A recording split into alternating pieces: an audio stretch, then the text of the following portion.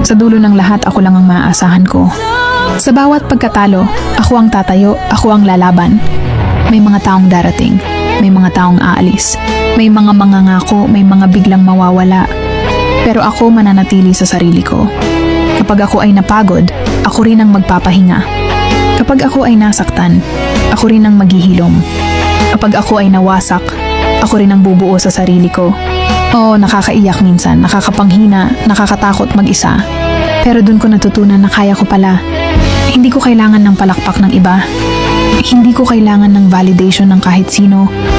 Dahil sapat na ang paniniwala ko sa sarili ko. Kung hindi nila kayang pumanig sa akin, ayos lang. Dahil sa huli, ako ang pipili kung saan ako lulugar. Kung sino ang dapat manatili at ano ang dapat tapusin. Lahat ng laban, lahat ng sugat, lahat ng luha. Ako ang sumalo. Kaya mula ngayon, hindi ko na ipaglalaban ng mga tao na hindi ako ipinaglaban. Sa huli, kakampi ko ang sarili ko.